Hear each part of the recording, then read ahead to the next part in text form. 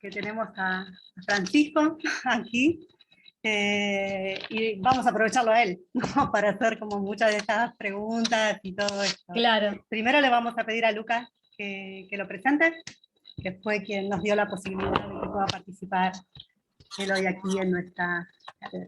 Bueno, él es Francisco Quiñones, es director de Mochacelis. Nos cruzamos en otra carrera, en la Universidad de San Martín, estudiando comunicación audiovisual, así que, bueno, me parece interesante, siempre lo he escuchado muy atentamente por su militancia, por su trabajo, así que me pareció muy, muy interesante para que venga, bueno, a charlar. Te lo consulté a vos, te pareció interesante la propuesta, así que, bueno, acá está Fran. Bueno, muchísimas gracias, Francisco, bienvenido, placer, te voy siguiendo. De hecho, ahí hay otro profesor de la casa, también Facundo es profesor. Estamos todos como muy expectativas y muy agradecidos por hacerte este ratito para compartir tu trabajo, tus avances, tenés muchísimo para ver en esto. Nosotros, te pongo ahí un poquito para conocer qué era lo que venía diciendo Gabriela, tenemos el desafío en 2 semanas de realizar una jornada. Los chicos están haciendo trabajos monográficos sobre temas de migración y una temática específica. En el caso de Gabriela eligió migración y la comunidad LGTBIQ+. Entonces, bueno, nada, estaba como algunas preguntas que después aprovechamos para hacerte. Pero bueno, el escenario es tuyo, lo que quieras compartir con nosotros, contarnos tu labor y lo que son todos, bueno, ya te comentó Lucas, son todos estudiantes de psicología en esta cátedra de diversidad e inclusión. Bienvenido. Bueno, muchísimas gracias por la invitación. Mi nombre es Francisco Quiñones Cuartas, soy director del Bachillerato Travesti Trans Mochacelis y presidente de la asociación civil que lleva el mismo nombre. Estamos a un día de cumplir 10 años. El bachillerato se fundó el 11 del 11 del 2011 y fue el primero en el mundo con estas características, trabajando con diversidad cultural, diversidad sexual y diversidad de género, por el derecho a la educación, que nos parece que es el derecho estructurante para el acceso a los demás derechos, como es la salud, la vivienda, el trabajo. Argentina en particular tiene avances muy grandes respecto de los derechos justamente en la cuestión jurídica. La ley de identidad de género que se logró el 9 de mayo del 2012, o la ley de cupo laboral travesti trans, que permite el acceso al trabajo, digamos. Y ahora se está trabajando por una ley de reparación histórica para la población travesti trans que supera los 35 años de vida, que es el promedio que en general se repite en toda Latinoamérica, que tiene que ver con esto que nosotros llamamos travesticidio social, por no solamente, digamos, sufrir los asesinatos, que es la última cadena, digamos, en la cadena de violencias, sino que hay algo que nosotros llamamos como travesticidio social, que tiene que ver con el no acceso a ninguno de los derechos y donde cada uno de nosotras y nosotros somos responsables, sobre todo por que tenemos que trabajar en algún sentido en todo lo que tiene que ver con la academia, que justamente no hay espacios de formación. Quienes hemos pasado por las distintas carreras hemos podido elegir alguna carrera que trabaje diversidad integral, no es algo transversal, más allá de que este año se cumplieron 15 años de la Ley de Educación Sexual Integral, se cumple a medias y desde el sector, digamos, de primera infancia hasta la adolescencia en la etapa del secundario. Después no hay transversalmente carreras en general que trabajen la perspectiva de género y diversidad. Por lo tanto, profesionales que salimos de las carreras, de todas las carreras, ya sea de las carreras, sobre todo se ve mucho en salud y en salud mental, por supuesto, cuando no se tiene perspectiva de género, y eso puede generar muchísimo daño por digamos, esta situación que hace que uno no pueda acceder, ¿no? La imposibilidad de acceder a derechos básicos porque no se entienden los cuerpos de las personas trans, no se entiende digamos, cómo acompañar esos procesos. Y particularmente debo decir que la psicología tiene una historia bastante patologizante de las identidades, ¿no? Recién ahora los movimientos empiezan a cuestionar y a modificar y a tener otra visión, pero es muy difícil. Les recomiendo muchísimo, que está en cartelera, y hay que ir a ver Yo Nena, Yo Princesa. Es una película que habla de la primera niña, que es Lulú, que logró obtener su DNI en Argentina, y cómo ese primer contacto, ese primer pedido de ayuda con una terapeuta hace que, bueno, se generen un intento de reafirmar la identidad a partir de la genitalidad, ¿no? Y cómo eso cambia con otra, que es Valeria Paván, que tenía perspectiva de género, ¿no? Así que es muy interesante para poder analizar esa película. Y por supuesto también en Cinear está Mocha, que está hecha por las propias estudiantes, así que la pueden ver también. Después, si no, por acá les paso el link. Otra cosa que me parece importante decir, perdón a la gente de la cátedra, pero el movimiento ya no habla de inclusión. No hablamos de inclusión porque fue muy necesario hablar de inclusión durante estos 10 años, porque justamente necesitamos acceder a estos lugares básicos de discusión, y de plantear reformas en ambos sentidos, ¿no? En el sistema educativo, en el sistema de salud, en el acceso a la vivienda. Pero hoy hemos cambiado el discurso y ya la inclusión no la utilizamos como palabra, porque de alguna manera la palabra esconde estos lugares de poder, ¿no? Donde yo te invito a que vos vengas a este mundo ya armado y construido, y yo te acepto y te incluyo, estás ahí.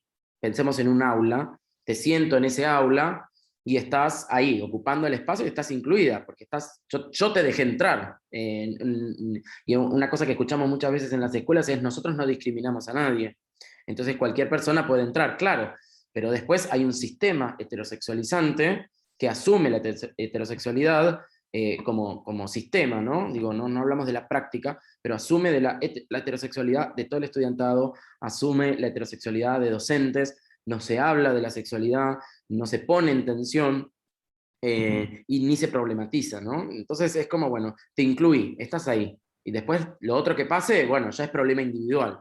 Y en general, algo que pasa en las escuelas también es poner el acento, pues lo primero que sucede es, bueno, alguien que manifiesta y expresa su identidad de género o su sexualidad, la mandamos directamente al gabinete, ¿no? Como cuando hay una asociación directa entre la sexualidad y un problema para resolver, cuando en realidad es un problema social, es algo que debería ser discutido, charlado, contemplado, trabajado de manera transversal, porque no es un problema individual, sino que es colectivo, porque ¿qué pasa con las sexualidades y las disidencias, ¿no? Cuando el sistema es heterosexual? Entonces, partiendo de esos conceptos, es que discutimos esta idea de inclusión, porque la verdad es que ya a esta altura no pedimos inclusión, lo que queremos es poder construir un mundo desde nuestras perspectivas y poder justamente trabajar las tensiones que existen en esos mundos posibles para construir. Yo no quiero ser incluido y estar sentado ahí y cumplir ese cupo simplemente, sino poder empezar a discutir estas perspectivas y dar un giro para construir el mundo posible, en el que todas las personas puedan habitar. Entonces, lo que deseamos es eso, poder trabajar en una integración, quizás, que ponga en tensión las distintas miradas que cada quien pueda tener en esos lugares para construir, desde el aula hasta, no sé, un partido político, ¿no? Digo, todos los lugares que se puedan discutir desde las aristas, desde los lugares que nos pongan en común, hacia esos lugares que nos ponen en lugares opuestos, porque pensamos diferente, ¿no? Totalmente Entonces, de acuerdo, Francisco. Facu Soto te habla, ¿cómo estás? la Facu. Es un gusto total charlar con vos acá. Sí, me hacía acordar a estos primeros movimientos, de donde surgió el movimiento queer, allá en el 91, que después Teresa de Lauretis confecciona las teorías queer, y súper genial porque cuando llegan a la universidad dice, bueno, fuck you, teorías queer, ya no me interesa porque Claro. esto que era instituyente pasó a ser instituido, y me interesa todo lo que esté por el borde y no lo que esté fagocitado por el sistema. Así que totalmente de acuerdo. Lo que te quería preguntar, si sos tan amable, y aprovechando de tu creatividad, ¿qué nos sugerirías como otro título? ¿No? Porque es difícil. Bueno, justamente, ahí es, discutámoslo. Y en el acompañamiento, digo, yo no voy a decir cuál es el nombre o el lugar correcto.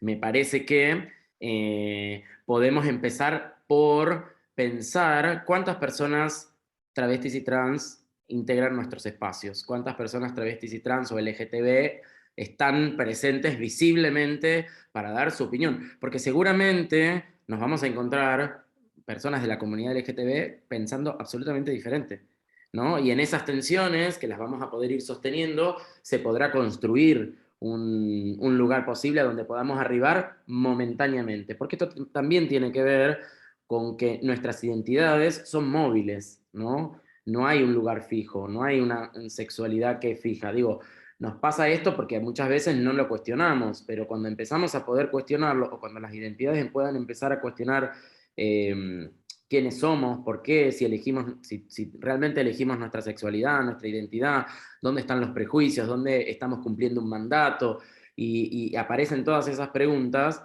bueno, nos damos cuenta que es móvil. Yo no soy la misma persona que hace, no sé, 2 horas atrás, 10 minutos atrás o 10 años atrás.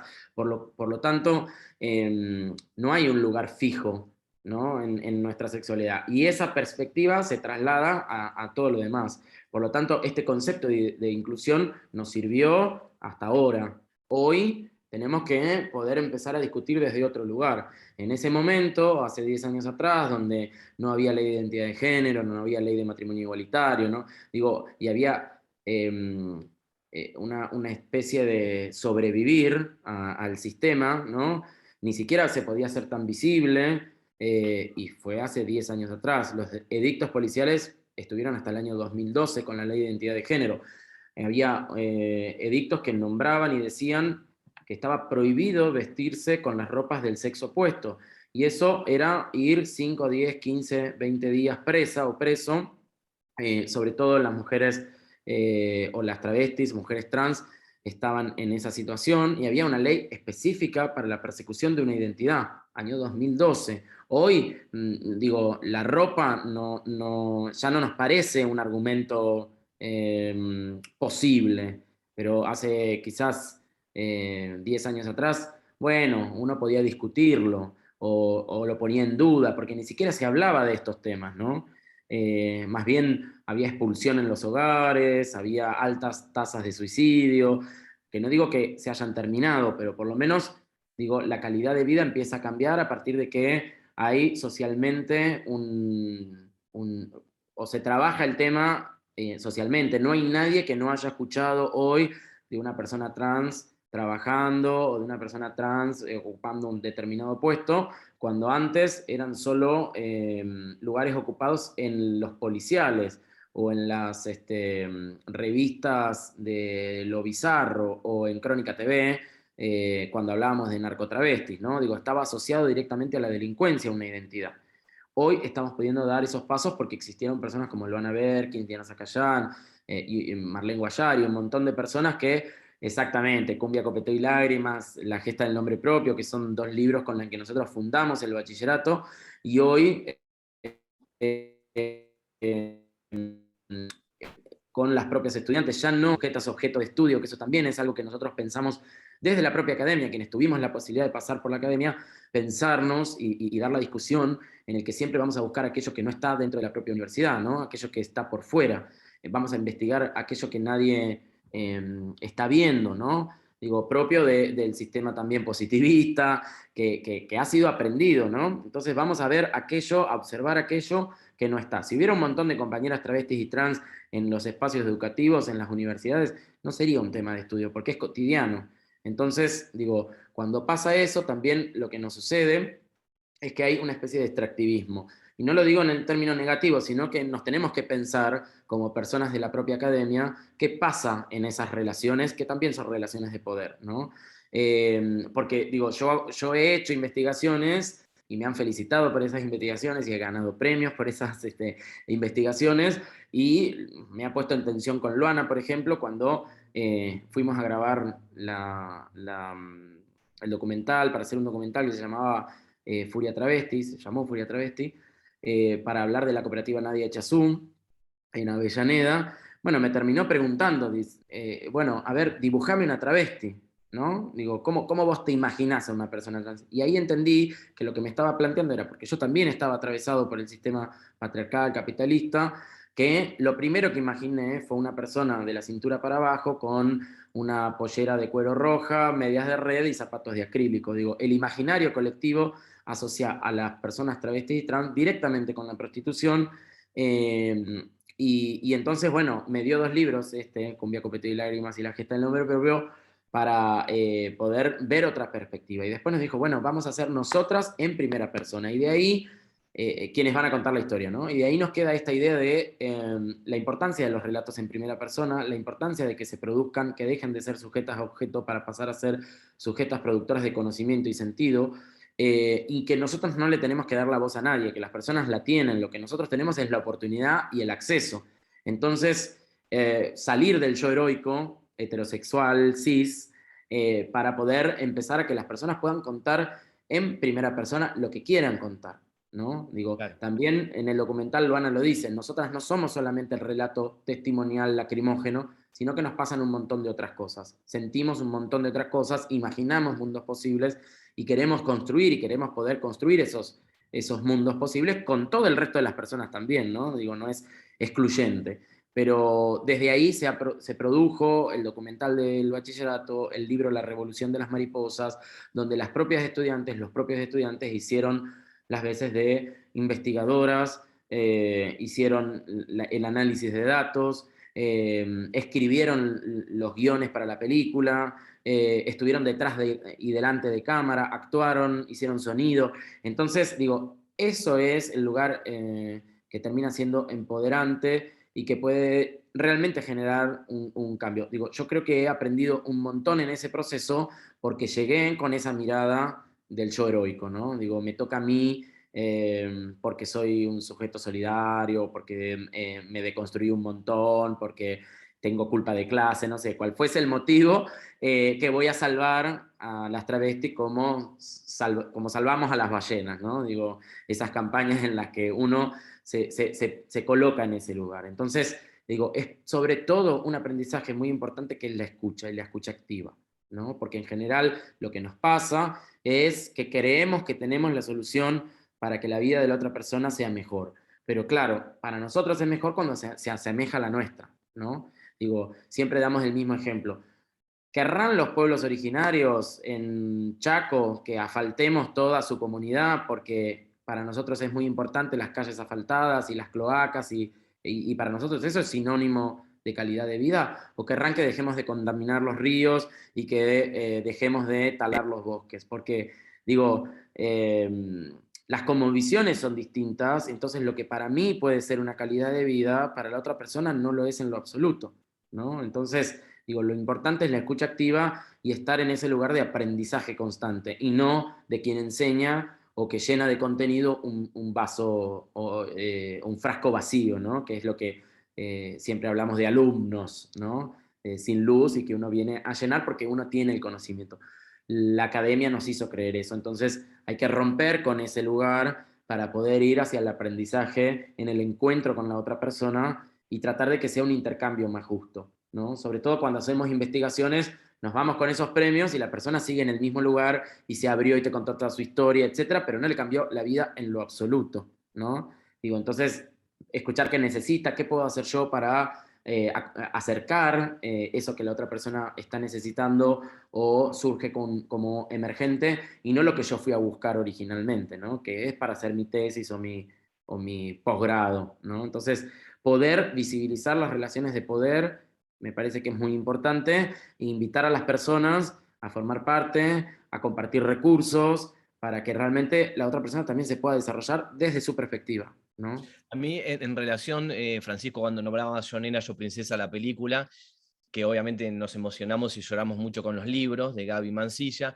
Me pareció genial este viraje, ¿no?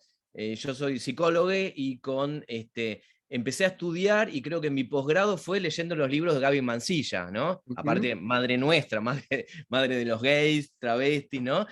Por toda esta cosa de abrazarnos y no expulsarnos como la mayoría de las madres de TTT, travesti, trans, ¿no? Y esto en otra época era impensado, como un psicólogo se va a formar, se tiene que formar con un libro de, no sé, de otro psicólogo, de gente de la academia, y no formarse con la mamá de una niña trans que creo que no terminó ni el secundario, ¿no?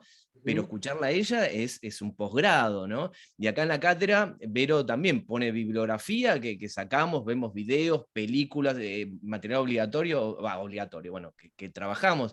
La bio de Carlos Jauregui, Un puto inolvidable, o sea, aprendemos de material así de la lucha del movimiento colectivo. Yo te quería preguntar, no sé si ¿cuáles son en el Mocha actualmente las dificultades, los temas que les surgen como inconvenientes para seguir creciendo y avanzando? ¿Cuál es la problemática interna que están viviendo hoy? Bueno, con respecto a eso, hoy no estamos teniendo un edificio porque, por supuesto, a partir de la pandemia se creció un montón a partir de que creamos el Teje Solidario, que es una red que estuvo alcanzando a más de 1.200 personas travestis y trans y más de 300 y 300 voluntarios y voluntarias. Armamos una red con WhatsApp. Por un lado, teníamos personas que pedían ayuda, que necesitaban alimentos, medicamentos, evitar desalojos, abrigo, etcétera. Y por otro lado, personas que querían colaborar porque no estaba nadie pudiendo salir. Entonces, si había personas que estaban en un barrio pidiendo ayuda y otra que vivía a menos de 10 cuadras, y cuando salía podía hacer una compra para sí mismo, pero también una compra y alcanzársela a una compañera o compañero trans, le pedíamos que lo hagan. Y bueno, cuando ya eso fue medio imposible de sostener en el tiempo, empezaron a aparecer personas que donaban dinero para justamente cumplir esa triangulación. Por un lado, gente donando, la Mocha se lo transfería a la persona que iba a hacer la compra, nos mandaba el ticket y después la persona que lo recibía nos mandaba la foto con los productos para poder terminar de fiscalizar que eso esté sucediendo efectivamente. Lo hacíamos sobre la cuenta de una compañera que colaboró mucho con el espacio durante mucho tiempo, y lo sigue haciendo, pero usábamos su cuenta personal. Empezamos a tener problemas porque nos empezaron a llamar del banco, qué eran esos movimientos, por qué tantos movimientos pequeños. Entonces dijimos, bueno, este es el momento de armar una personería jurídica de una vez, aprovechemos que existe la resolución 1-2020, que en enero del 2020 se había hecho en el IGJ una resolución para simplificar los trámites para el armado de organizaciones que trabajaran desde la perspectiva LGTB y con mujeres.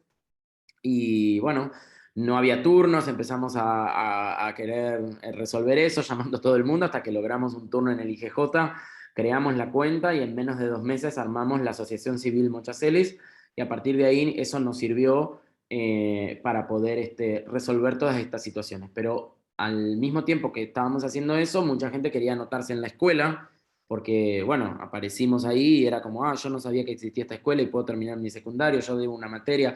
Tanto sadrines, o sea, padrinos, madrinas y sadrines, como que querían estudiar también, ¿no? Entonces todas las personas estaban en situaciones distintas en relación a la terminalidad educativa. Muchas personas migrantes que no tenían documentación, que necesitaban acompañamiento para tener los documentos, para poder cobrar un IFE, por ejemplo, porque no tenían DNI y se costaba mucho subsistir. Y también el decreto de cupo laboral travesti trans, que hizo que, bueno, tengo una esperanza de poder conseguir trabajo, pero para sostener, puedo ingresar, pero para sostenerlo tengo que terminar el secundario, digamos, era un requisito. Entonces se anotó mucha gente y pasamos de tener 30 estudiantes por curso a tener más de 100, son 3 años, pasamos, o sea, de 90 a 300 y 300 estudiantes. Eso hizo que el edificio nos quedara chico, tuvimos que empezar a improvisar, mucha gente no tenía tecnología como para dar clases virtuales, entonces empezamos con grupos de WhatsApp, trabajos que enviábamos por PDF, videollamadas, que el WhatsApp era como la herramienta más democrática que encontramos, donde las personas podían de alguna manera sostener, y durante el 2020 lo hicimos así, 2021 hasta julio lo hicimos así, y en el segundo cuatrimestre funcionamos en Marcelo T. de Alvear 2230, que es la Facultad de Ciencias Sociales de la UBA. Funcionamos ahí hasta el día de hoy, y en el medio logramos, junto a la ministra del Ministerio de Mujeres, Género y Diversidad y el Ministerio de Educación, un convenio para que en el futuro cercano se construya un edificio acorde a las necesidades. Va a tardar un poco. Mientras tanto tenemos que funcionar en otro lugar, que no puede ser Marcelo T. de Alvear, tiene que ser otro, porque tenemos que tener las oficinas, varias aulas, etc. Así que, bueno, en función de eso estamos viendo dónde funcionará Monchacelis en marzo 2022. Es toda una aventura. Esa es la dificultad más grande, y el acceso a la tecnología. Esa es la otra dificultad grande, que tiene que ver con la brecha tecnológica que sufre la comunidad LGTB por no poder acceder justamente a los dispositivos ni a la formación. Entonces creamos unos cursos de formación y de achicar la brecha digital, pero ya no existe ni el Conectar Igualdad ni el Plan Sarmiento, que durante el macrismo eso se eliminó. Nos hubiera ayudado muchísimo tener esas herramientas para afrontar la pandemia, porque en el 2019 habíamos creado un espacio físico para poder dar clases de computación, pero no teníamos las computadoras. Así que esa es la otra gran dificultad. Y bueno, después hay un montón de situaciones que seguimos sosteniendo, porque la población quedó con una estructura económica que ya venía arrastrando, pero la pandemia profundizó esta pobreza estructural, ¿no?, sobre la población LGTB. Así que esas serían como las tres cosas que podríamos decir que tenemos esas dificultades, y que intentamos hacer ese abordaje integral para que se pueda sostener la escolaridad. Porque una persona puede sostener los estudios si no tiene cómo alimentarse, dónde dormir. El acceso a la vivienda en la ciudad de Buenos Aires es imposible. Las personas trans pagan más de 1.200 pesos por día para alquilar en un hotel, y los subsidios habitacionales vienen siendo rechazados por el gobierno de la ciudad, y en general se judicializan, y tarda muchísimo el proceso de judicialización. Por lo tanto, la vivienda es una de las problemáticas más graves para la población travesti trans, y es el desencadenante de las distintas violencias, ¿no?, porque hay que subsistir, ¿no? Entonces se empieza a complicar, y después el propio sistema judicial termina encarcelando a las personas que están en situación de prostitución o se consideran trabajadoras sexuales en la vía pública, y les hacen causas, y después está llena las cárceles de personas trans, sobre todo personas transmigrantes, que sobreviven como pueden, y cuando no hay trabajo sexual, generalmente se empiezan a vincular con situaciones delictivas, que muchas veces las organiza la propia policía, ¿no?, y que después, cuando ya no les sirve, persigue y arma causas. Así que sí, esas son las situaciones que estamos viviendo más complicadas con la población, y que debemos sostener desde la escuela, ¿no? Y obviamente la relación con las adicciones, por supuesto, al estar expuestas a esa situación. Francisco, placer escucharte. Desde ya me pidieron ver después cómo continuar con un convenio, y por qué no pensar que la UCLA puede conseguir algún aula, ¿no? Como para conseguir, hay como muchas series, vamos a ver si podemos acercar algo de esto. Para nosotros sería un placer poder alojarlos ahí en la universidad. Y tengo un par de preguntas. ¿Cuál fue el abordaje con las personas migrantes? Me preguntan por aquí. ¿Y qué demanda, y si había demanda de educación de grupos migrantes? Sí, sí, por supuesto. La dificultad con migrantes es muy grande, porque la mayoría está escapando de situaciones de violencia en sus países, que ni siquiera existe la ley de identidad de género, ¿no? Entonces, la mayoría de países limítrofes elige la Argentina por estas leyes que acá sí tenemos. Y un segundito que le estoy mandando a Luca justamente para que después pueda compartir con ustedes, o lo pueda compartir en el chat, los libros de Trabar el Saber, La Revolución de las Mariposas, el acceso también a la entrevista de Luana y a Encinear para ver Mocha. Así después ya les queda para profundizar.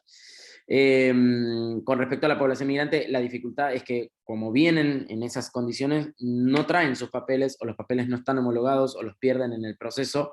Por lo tanto, acá empiezan de nuevo, y eso es muy complejo. Entonces, quizás hay muchas personas que tienen el secundario terminado, o carreras universitarias iniciadas, pero no tienen ningún papel que acredite esos recorridos. Entonces, acá articulamos junto al programa PAEBIT para la terminalidad primaria, se hacen exámenes de nivelación para que puedan obtener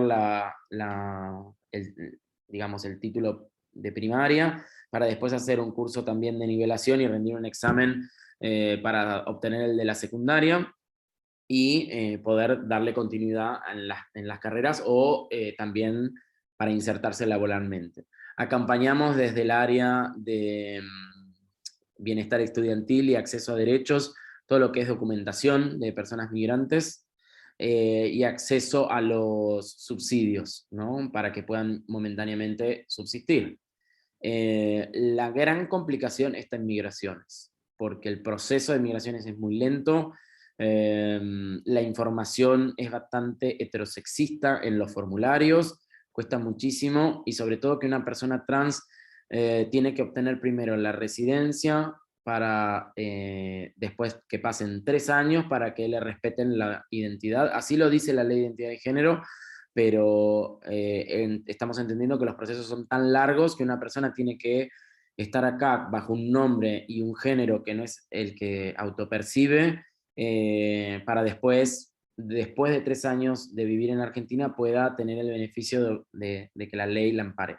Nos parece que se podía acelerar ese proceso, como dice la ley también, entre paréntesis, poner las iniciales, y que de alguna manera se respete la identidad de una persona que muchas veces vive más de 3, 4 años, pero la documentación no refleja ese proceso. Entonces, la gran dificultad está en migraciones. La verdad que eso habría que resolverlo con la población.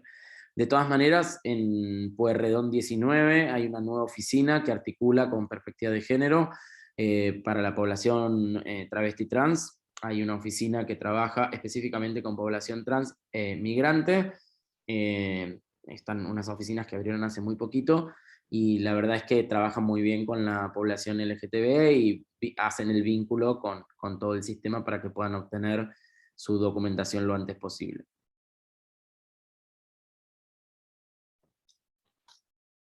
Muchas gracias, Francisco. Me queda por preguntarte en qué podríamos contribuir nosotros, como psicólogos en formación, por ahí a los estudiantes o a los distintos ámbitos, ¿no?, de actuación. Yo principalmente, si se me permite, y no soy muy atrevido en esta solicitud, es que hay que pedir que haya perspectiva de género de manera transversal. No puede ser que las personas que pasan por la Facultad de Psicología tengan una carrera sin esta perspectiva y solo como materia opcional, porque sé que existe como materia opcional, una materia que trabaja específicamente la perspectiva de género. Tiene que ser obligatoria y transversal. Porque si no, los profesionales que no pasen por esa materia son profesionales que después se encuentran con personas trans en el consultorio o como parte de los equipos de abordaje,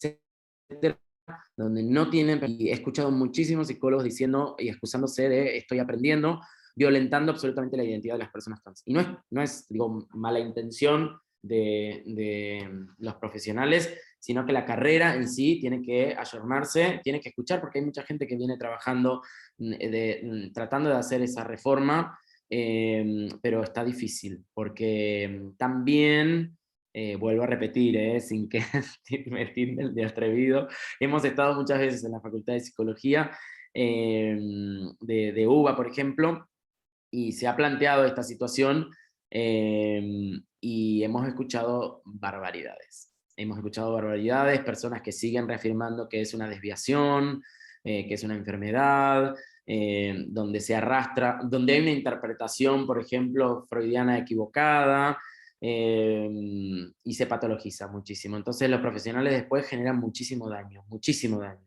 Entonces me parece que desde ahí hay que plantear fuertemente esa reforma, no tener miedo a hacer esa reforma. Hay gente profesional que sigue hablando de ideología de género o de disforia de género, que patologiza y violenta ya una ley y una perspectiva que no condice con lo que se sigue enseñando en las aulas. Digo, esto hay que decirlo y hay que poder tener el valor de generar esta discusión, hacer, no sé, algún encuentro que permita poner en tensión estas perspectivas y que se logre hacer transversal. Eso me parece principalmente desde la responsabilidad de quienes son integrantes de las facultades, porque tanto docentes como estudiantes como directivos tienen que dar esas discusiones, ¿no? Sobre todo porque, nada, sé que en carreras como psicología, abogacía o carreras más tradicionales, hay una resistencia muy grande, ¿no? A estas nuevas, porque consideran nuevas perspectivas. Y en realidad existimos y resistimos desde hace muchísimo tiempo, ¿no? No por nada fueron 30 años de la marcha del orgullo LGTB el fin de semana pasado.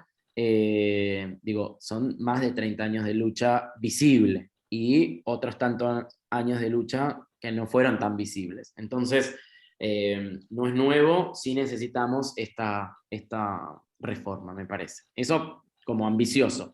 Y después en lo cotidiano, bueno, nada, buscar bibliografía, ir leyendo, ir encontrándose, generar espacios de debate y discusión desde las bases, desde los estudiantes y las estudiantes, les estudiantes.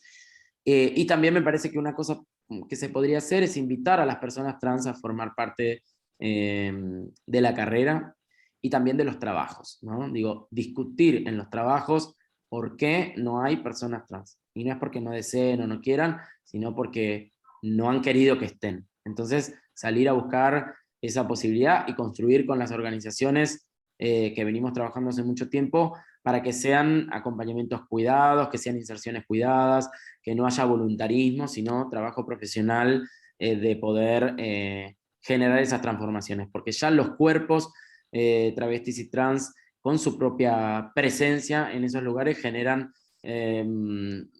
transformaciones. Loana decía, cuando una travesti ingresa a la universidad, cambia la vida de esa travesti. Cuando muchas travestis ingresan a la universidad, cambia la vida de la sociedad.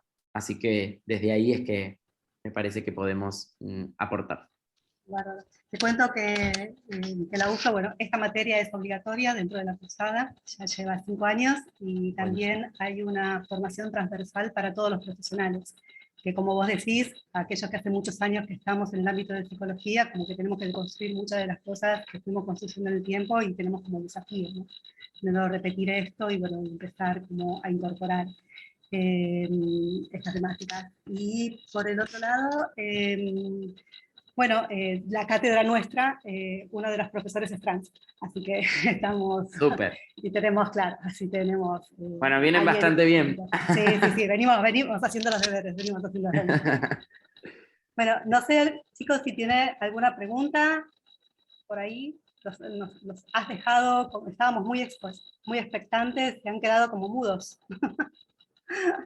¿No? Nosotros confieso que ya veníamos conociendo muchas series, de hecho esta cátedra a veces lo que hacemos es la formación invertida, damos como una especie de lineamiento de algunas temáticas que vamos abordando a lo largo de la cursada y ellos mismos traen y hacen un recorte. Y creo que hubo 2 grupos que justo trajo el Mocha Celis como recorte para exponer aquí con tal historia.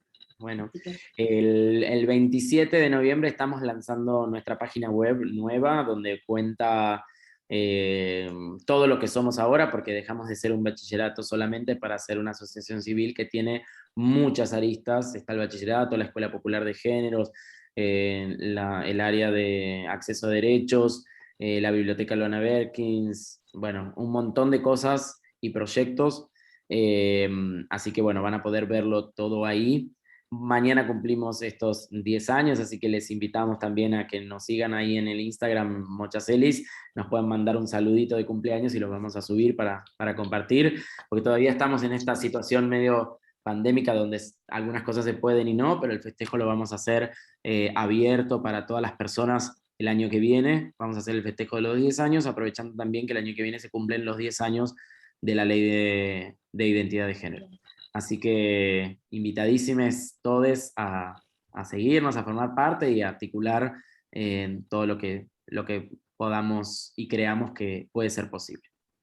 Perfecto, me quedo con el compromiso, me quedo para ver a ver si conseguimos algún lugarcito y algunas otras cosas que podamos construir juntos, porque como decís, esto lo hacemos entre todos, ¿no? Vamos aprendiendo juntos. ¿No? Muchísimas gracias por la invitación y bueno, que terminen bien esta clase. Muchísimas gracias, Francisco. Gracias, Francisco. Aplausos. Gracias, Francisco. Muchas gracias. Hasta luego. Gracias. Gracias.